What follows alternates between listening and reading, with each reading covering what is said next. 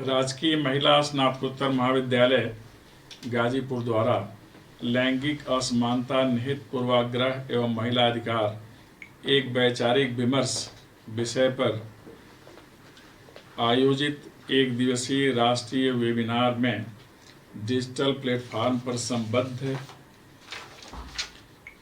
मेरे नितांत आत्मीय अनन्य प्रोफेसर उमापति दीक्षित जी, विभागाध्यक्ष अंतर्राष्ट्रीय हिंदी शिक्षण विभाग, केंद्रीय हिंदी संस्थान आगरा,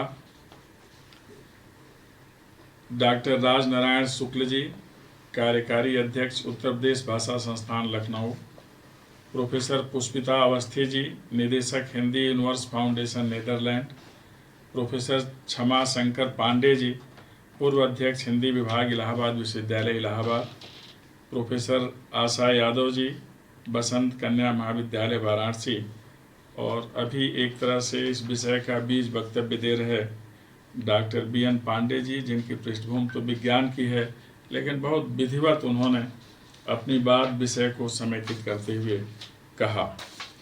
इसके अतिरिक्त इस महाविद्यालय की यशस्वी प्राचार्य प्रोफेसर डॉक्टर सविता भारद्वाज जी संभवतः मुझसे मिली होंगी कहीं, मुझे ऐसा ध्यान है। संचालन कर रही डॉक्टर पूजा सिंह जी, संयोजक डॉक्टर शशिकला जायसवाल जी, और स्क्रीन पर दिख रहे डॉक्टर प्रमोद कुमार जी, अन्य वे सभी जो इस कार्यक्रम में प्रतिभागी के रूप में, दर्शक के रूप में, श्रोता के रूप में अथवा अन्य किसी भी रूप में संबद्ध हैं। मुझे बहुत खुशी है कि एक सामयिक और महत्वपूर्ण विषय पर परिचर्चा में हम सभी सम्मिलित हो रहे हैं इस डिजिटल प्लेटफॉर्म पर। और आते ही मुझे विशेष खुशी हुई जब प्रोफेसर उमापति दीक्षित जी को मैं सुन रहा था, उनके द्वारा जो वंदना और स्तुति पाठ और विशेषकर जो संस्कृत में है, जब वह उच्चारण करते हैं तो अत्यंत आह्लाद होता है और कह लें कि बहुत ज़्यादा उससे प्रेरणा मिलती है। इसके अतिरिक्त प्रोफेसर शुक्ल जी और सभी अपने अपने क्षेत्र के मूर्धन्य विद्वान हैं, प्रोफेसर डॉक्टर क्षमा शंकर पांडे जी भी। तो आप सबको इस मंच पर देखकर मुझे बहुत खुशी हो रही है और संतोष इस बात का कि इस महाविद्यालय ने आप जैसे लोगों को आज इस मंच पर एकत्र कर लिया है। जहाँ तक इस विषय की बात है, इसके लगभग सभी पक्ष को डॉक्टर BN पांडे जी ने सलीके से रखा और बहुत प्रभावी तरीके से रखा। शायद समय पूरा नहीं था, नहीं तो कुछ और भी वह बोलने की स्थिति में थे। मुझे अच्छा लगा कि विज्ञान की पृष्ठभूमि का एक आदमी सामाजिक विषयों को लेकर के जो समसामयिक विमर्श का केंद्र है उस पर एक अच्छा व्याख्यान दे रहे थे, अपनी बात रख रहे थे। उन्हें बहुत साधुवाद मेरी ओर से।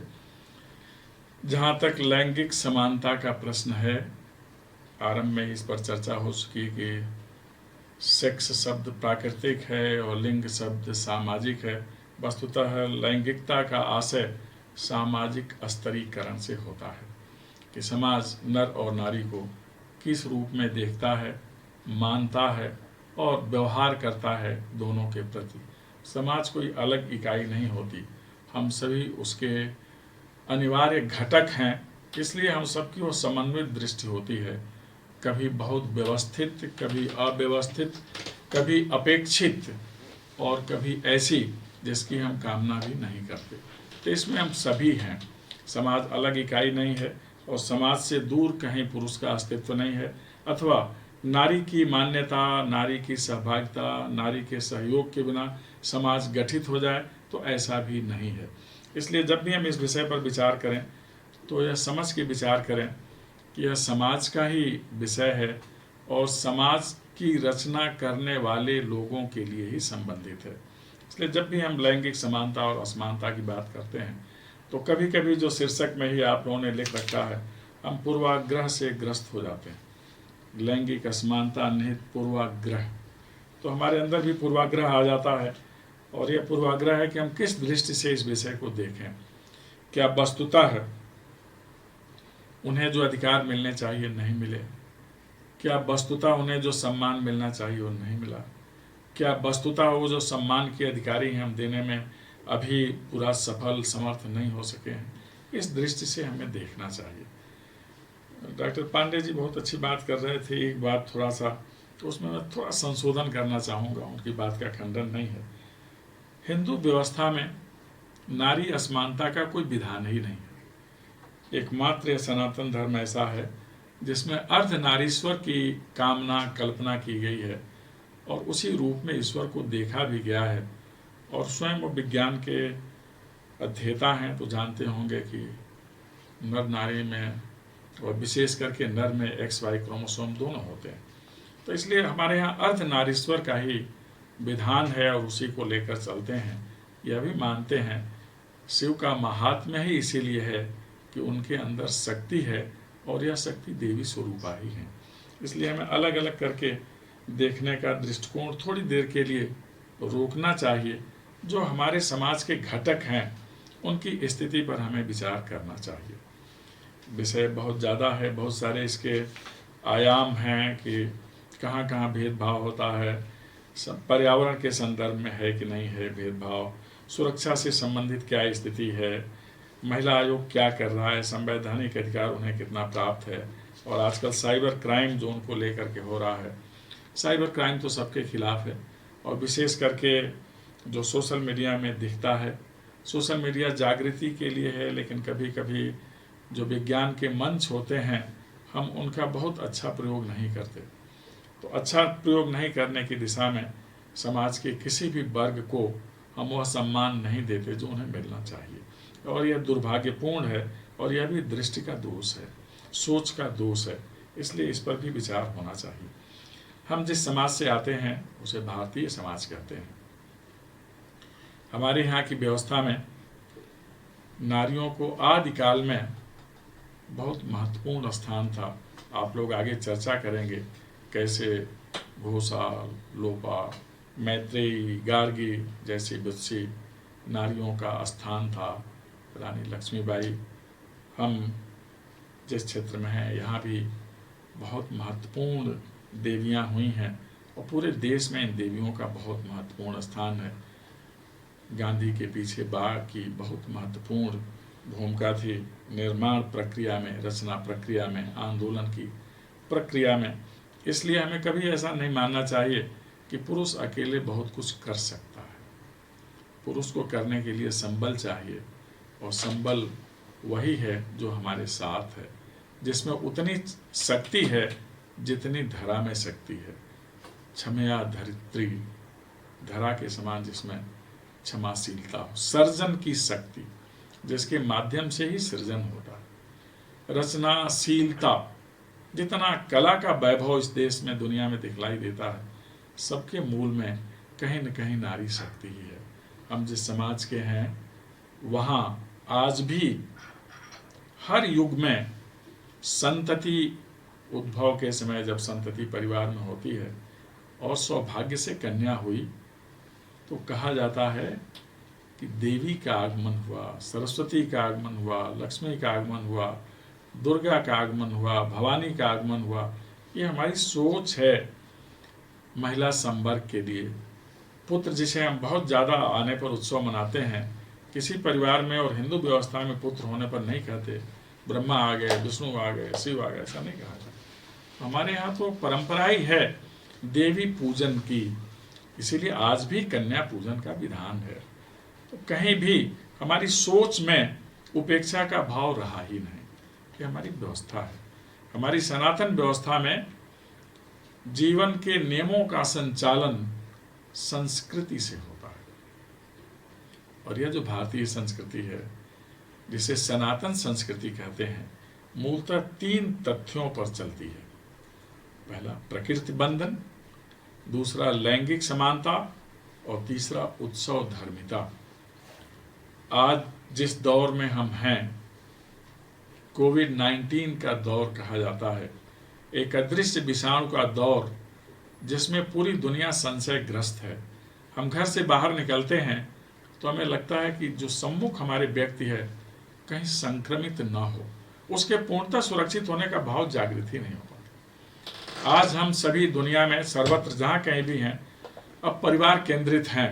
एक दौर वह भी था विकास के क्रम में जब हम परिवार को दूसरे रूप में देखने लगे थे कि परिवार का सदस्य तो अर्थार्जन के लिए है, सुबह उठे हम सभी अपने अपने कार्यस्थल पर चले गए, हमारी संतान का क्या होगा, किसके भरोसे पालन पोषण होगा, यह गौण विषय हो गया। हमारे जो सगे संबंधी हैं उनसे मिलने के लिए हमारे पास टाइम है भी कि नहीं। कोई अगर मिलने आ गया तो बस एक ही जवाब, अभी तो समय नहीं है। कितना परिवर्तन आ गया कोरोना काल में। अब सबके पास पर्याप्त समय है, अपने लिए भी है, अपनों के लिए भी है, अपने सगे संबंधियों के लिए भी है जो इस देश में है अथवा देश के बाहर। कोरोना काल ने सिखाया कि घर में कैसे रहा जाता है और घर में रहने की कला किसके पास है, दक्षता किसके पास है। वह नारी शक्ति है जिसके पास संयम है, धैर्य है, संतोष है, सक्रियता है और जागृति है, समन्वय का भाव है, संतुलन की शक्ति है। ये कोरोना काल में दुनिया में सर्वत्र जहाँ भी लोग परिवार के साथ रह रहे हैं उन्हें बोध हो गया कि एक लंबी अवधि से, दीर्घ काल से उन्हें घर में रहने का कितना अच्छा अभ्यास है। हम थोड़ा ही रहने लगे तो आप सभी सुन रहे होंगे कि देश दुनिया के विभिन्न अंचलों में बहुत सारे लोग अवसाद की स्थिति में आ गए। इस अवसाद से कैसे उबरना है, कैसे अवसाद की अवस्था में नहीं जाना है, यह कला, शक्ति, ज्ञान और गुण नारी शक्ति के पास है। उससे हमें सीखना चाहिए। आज भी हम उनसे सीख रहे हैं, पहले भी हमने उनसे सीखा। हमारी जो संस्कृति है जिसकी मैंने चर्चा किया, प्रकृति बंधन, आज हम प्रकृति के ज़्यादा समीप हैं और अब लग रहा है कि अगर प्रकृति के समीप ज़्यादा रहे होते तो हमारी प्रतिरोधक क्षमता ठीक रही होती। आज सारा संकट प्रतिरोधक क्षमता के कम होने का है। भौतिक उपलब्धियों के दौर में, भौतिकता के जाल में फंसकर हमने आहार के क्षेत्र में, बिहार के क्षेत्र में, विचार के क्षेत्र में वह सब कुछ किया सुख सुविधा के नाम पर, जिससे हमारी प्रतिरोधक क्षमता ही कम हो गई। और जो प्रकृति के ज़्यादा करीब हैं उनकी प्रतिरोधक क्षमता उतनी ही ज़्यादा है। अब प्राकृतिक क्षरण पर विचार नहीं करना, अब प्रकृति बंधन पर विचार करना है जो हमारे देश में होता रहा है। हर घर में तुलसी, हर आंगन में तुलसी, बट वृक्ष समीप, पीपल वृक्ष, नीम का वृक्ष, ये सब हमारे लिए वंदनीय है। अब हम फिर से सीख रहे हैं। सबकी चर्चा इसलिए कि इनकी पूजा की विधा भी यह नारी शक्ति की ही देन है। तो हमें समझना चाहिए कि जो सामाजिक स्तरीकरण है किसी भी तरह किसी को हेय देखने का नहीं रहा। यह जो उच्चतर और उच्च का भाव है यह आर्थिक संसाधनों को लेकर और निर्णय प्रक्रिया में भागीदारी को लेकर के है। मध्यकाल में ऐसी परिस्थितियां आई कि आवरण आवश्यक हो गया। सम्मान और सुरक्षा के लिए मुख्य धारा से कहीं किनारे होना पड़ा। लेकिन आज वह स्थिति नहीं है। विकास के हर क्षेत्र में नारी नर से कहीं पीछे नहीं है। कुछ तो ऐसे भी क्षेत्र हैं जहां बहुत आगे है। हम आप सभी शिक्षा क्षेत्र से संबंधित हैं। हाई स्कूल से लेकर आप उच्च शिक्षा तक देखिए, जब परिणाम आता है तो शीर्षस्थ स्थान किसके होते हैं। अब IAS PCS अभियांत्रिकी चिकित्सा के क्षेत्र में रिजल्ट निकलता है तो इनकी संख्या कम नहीं होगी। अब आज वही समानता है जो अतीत में समानता थी। असमानता कहाँ होती है इस पर थोड़ी चर्चा करेंगे। हमारा जो समाज है वह लैंगिक समानता को बहुत महत्व देता है। हमारे यहाँ की क्या परंपरा है, आप सभी ने मनुस्मृति के बारे में सुना होगा। आगे आप लोग विशेष चर्चा करेंगे। हम थोड़ा संक्षेप में, हमारी व्यवस्था में यत्र नार्यस्तु पूज्यन्ते रमन्ते तत्र देवताः, यत्रैतास्तु न पूज्यन्ते सर्वास्तत्रा फला क्रिया।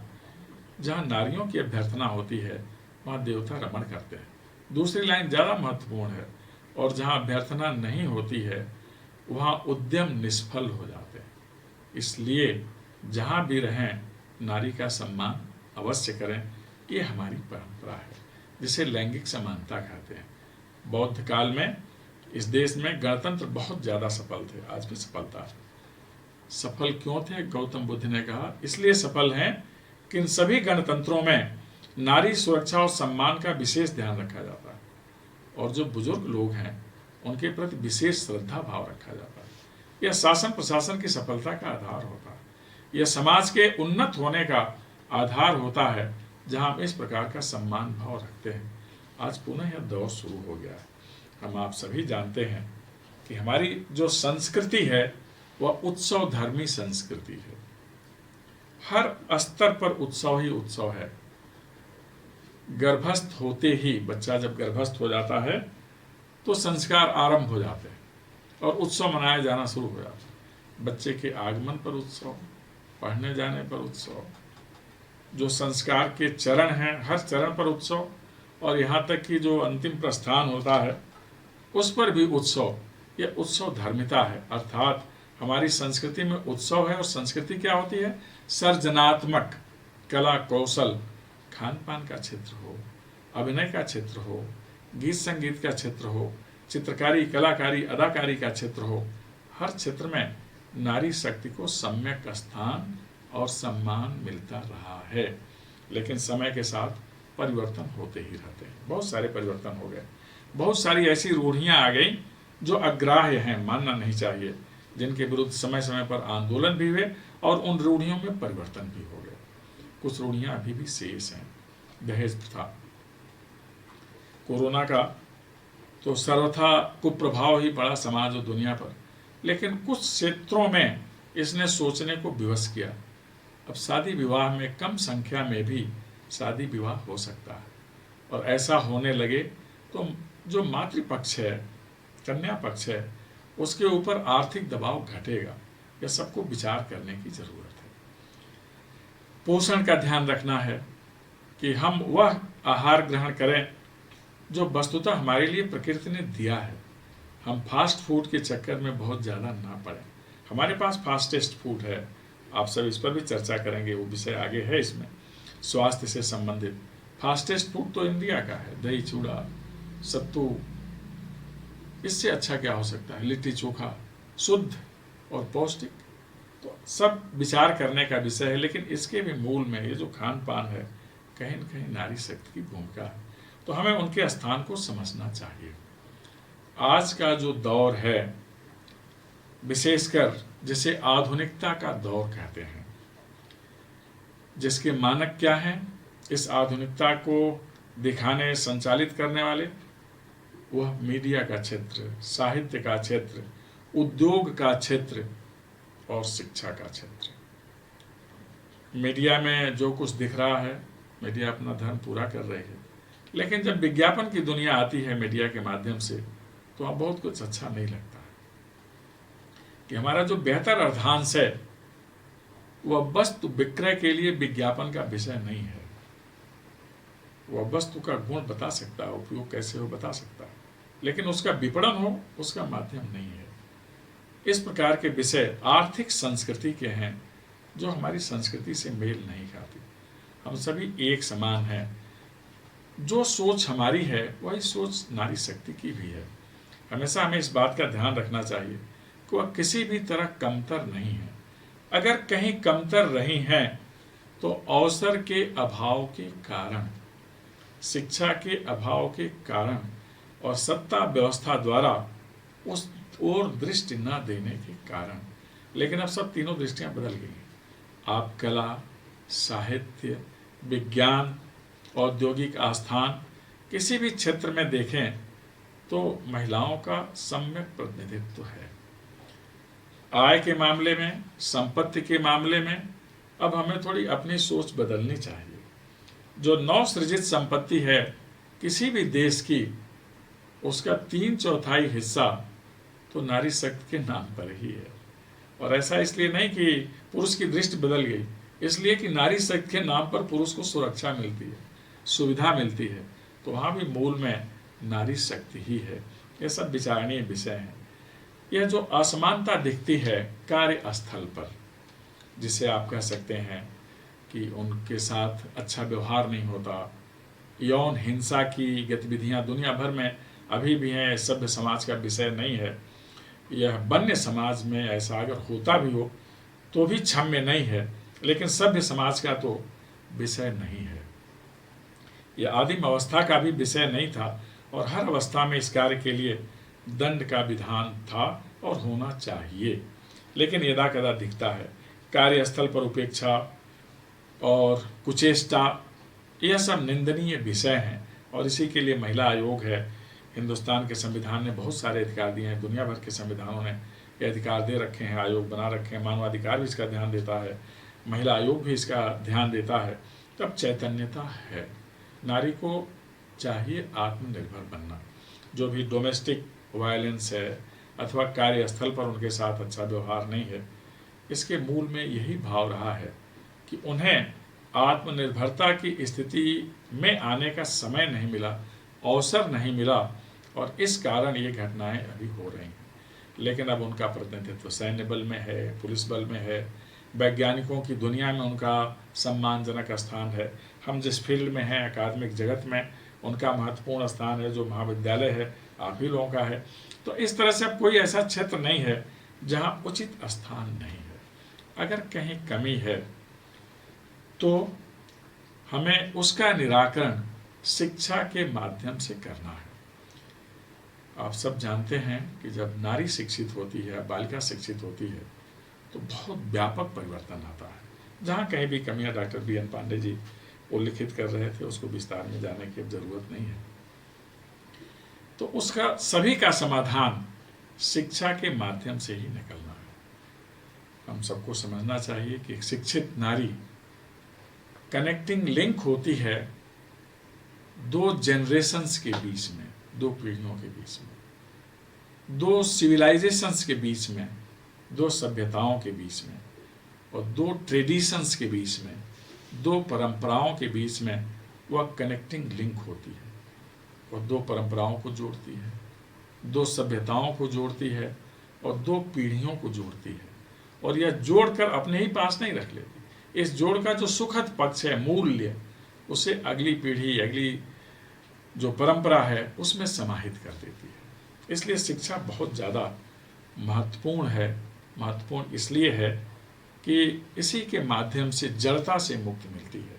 अगर समाज में कहीं कुरीति है तो उस कुरीति से मुक्त होने में शिक्षा ही सहायक हो सकती है। स्वास्थ्य के बहुत सारे विषय हैं जिसमें शिक्षा की बहुत ज़्यादा उपादेयता है और यही शिक्षा कर्मशील बनाती है और महत्ता कर्म से ही मिलती है। वैदिक वाक्य है, स्वयं महित्वम पनयंत भूतयः, कर्म करने से ही बड़ाई मिलती है।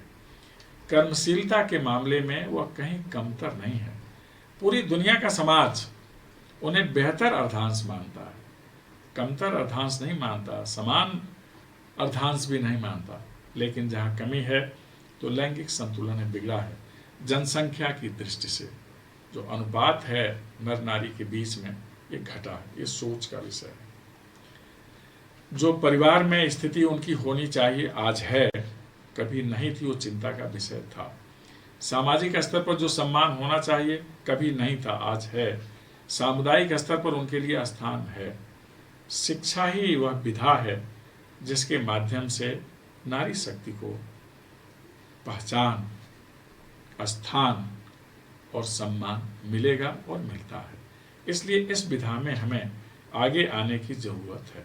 इसीलिए माननीय प्रधानमंत्री जी मोदी जी, जो आज महानायक के रूप में वैश्विक मंच पर समादृत हैं, पढ़ें बेटियां बढ़े बेटियां का उद्घोष दिया और रूढ़ियों को तोड़ने के लिए बेटी बचाओ बेटी पढ़ाओ का उद्घोष दिया कि हमें बेटियों को बचाना है। अगर इस पीढ़ी को, परंपरा को, संस्कृति को, संस्कार को आगे ले जाना है तो कन्या को बचाना है। और यह अकेले पुरुष का धर्म नहीं है, इसमें मातृशक्ति की भी भूमिका है। दहेज रूपी बुराई को दूर करना है, ये केवल पुरुष का विषय नहीं है, ये समाज का विषय है, उसमें मातृशक्ति भी आती है। इसका हमें निरंतर ध्यान रखना है। जो सत्ता के संस्थान हैं, अब परिवार में बेटियों की निर्णय क्षमता है, निर्णय में उनकी भागीदारी होती है, मातृशक्ति की भागीदारी होती है। आवश्यकता है कि कि राजनीतिक निर्णय प्रक्रिया में उनकी भागीदारी बढ़े। अब उनकी भागीदारी है पंचायत स्तर पर है, आप सब जानते हैं, और इसे विधायन स्तर पर ले जाना है। जहाँ भी उन्हें अवसर मिला उन्होंने बहुत अच्छा काम किया। स्वयं अपनी क्षमता, योग्यता, दक्षता और पात्रता से उन्हें यह मुकाम भी हासिल कर लेना है। थोड़ा ऊंचाई पर पहुंचने में, इच्छित फल प्राप्त करने में समय लग जाता है, लेकिन परिश्रम से फल मिलता ही मिलता है। वह स्थान भी उन्हें मिलेगा। शिक्षा के माध्यम से ही सोच विकसित होती है, जिसे सम्यक सोच कहते हैं। समझ विकसित होती है, समझदारी विकसित होती है, और समझदारी पूर्ण आचरण करने का हमारे अंदर बोध हो जाता है, सामर्थ्य आ जाती है। इसी से प्रगति और प्रसन्नता मिलती है। शिक्षा ही प्रगति और प्रसन्नता का आधार है। इससे केवल व्यक्तित्व का विकास नहीं होता। शिक्षित नारी भविष्य की नेतृत्व करता है। वह किसी भी क्षेत्र में, कला, साहित्य, उद्योग, विज्ञान, राजनीति, हर क्षेत्र में नेतृत्व के गुण उससे विकसित होते हैं, क्योंकि शिक्षा ही सुधार, परिष्कार और पुनरुद्धार का माध्यम है। इसलिए हमें शिक्षित करने की आवश्यकता है, शिक्षित होने की आवश्यकता है। इसी से सद्गुणों की प्राप्ति होती है, जो हमारे पास प्राकृतिक रूप से मिला है। इस नारी शक्ति के पास शील, सदाचार, सहयोग, समन्वय, संतुलन, करुणा, संवेदना, ये सारे सद्गुण मातृशक्ति में है। आवश्यकता है इस शक्ति को पुनर्जागृत करने की, और सबके माध्यम के रूप में हम शिक्षा को ही पाते हैं, क्योंकि हम सभी उसी संस्थान से जुड़े हैं जिसे शिक्षण संस्थान कहते हैं। ये हमारा सौभाग्य है कि हम उच्च शिक्षा से संबंधित हैं। आज इस भयावह दौर में, जिसे कोरोना का दौर कहते हैं, जहाँ सारे उपक्रम बाधित हैं, उद्योग, यातायात, सब बाधित हैं, आय और आजीविका के साधन पर आघात हुआ है। ऐसे में अगर एक क्षेत्र है जहाँ कोरोना बहुत कुप्रभाव नहीं डाल सका, वह शिक्षा का क्षेत्र है। आज हम सभी इस डिजिटल प्लेटफॉर्म पर अपने अपने दायित्वों का निर्वहन कर रहे हैं। शिक्षण प्रशिक्षण की प्रणाली कभी बाधित नहीं हुई। Credit goes to this digital platform, और जिसके लिए मानव संसाधन मंत्री जी निरंतर प्रोत्साहित करते रहते हैं। यह कार्य रुकना नहीं चाहिए। यह अहर्निश और अनवरत चलती रहने वाली प्रक्रिया है। आज हम पहले से ज़्यादा पढ़ और पढ़ा रहे हैं। आप सभी जानते हैं आज का दौर शिक्षा के क्षेत्र में 24/7 का दौर है। विद्यार्थी अगर दिन वाली क्लास में आपके साथ संबद्ध नहीं हुआ, वो रात में यात्रा में कहीं भी हो, वो आपसे संबद्ध हो सकता है। हमारे दक्ष शिक्षक जो ज्ञान की धारा प्रवाहित कर रहे हैं, उससे वो आप्लावित हो सकता है। इसलिए शिक्षा निरंतर चल रही है, पहले से ज़्यादा चल रही है। एक ही कमी है कि शिक्षा का वह भाव जिसमें शिक्षार्थी हमारे सामने होता है, जिज्ञासु हमारे सामने होता है और स्पष्ट प्रश्न करता है, वह नहीं है। लेकिन इस डिजिटल प्लेटफॉर्म पर भी वह जिज्ञासु के रूप में प्रश्न कर सकता है, और हम उसका समाधान करते हैं, करते रहना चाहिए। तो यह विधा आज बहुत सक्रिय है, और इसी विधा से विकास के लिए जरूरी संपर्क, संबंध और संवाद की प्रक्रिया को आगे बढ़ाना चाहिए। यह सब कुछ शिक्षा के माध्यम से ही होगा। मुझे पूरा विश्वास है कि आप सब उस शिक्षा से संबंधित है, अपने अपने दायित्वों के सम्यक निर्वहन से नारी शक्ति के अभ्युत्थान का महनीय कार्य करेंगे। और वस्तुतः वही समाज, समादृत समाज कहा जाता है, जहाँ नारी शक्ति का सम्मान होता है। आइए हम सब मिलकर इस नारी शक्ति को पहचान जो शिक्षा से मिलती है, स्थान जो शिक्षा से ही प्राप्त होता है, और सम्मान जो शिक्षा से ही मिलता है, प्रदान करने में सहायक बने। हम सब शिक्षा से संबंधित हैं। आने वाली दुनिया ज्ञान की दुनिया है। ज्ञान की धारा शिक्षण संस्थान से बहती है। हम सब मिलकर भारत को स्वच्छ, स्वस्थ, समृद्ध और सशक्त राष्ट्र बनाने में अपना योगदान करें, तथा जो प्रक्रिया चल रही है ज्ञान लोक की, उस ज्ञान लोक में भारत को दुनिया का महानतम राष्ट्र बनाने में अपना योगदान प्रदान करें। एक बार पुनः हम सब अर्धनारीश्वर की वंदना करें और उसी रूप में इस सामाजिक व्यवस्था को देखें, बनाए रखने का प्रयास करें।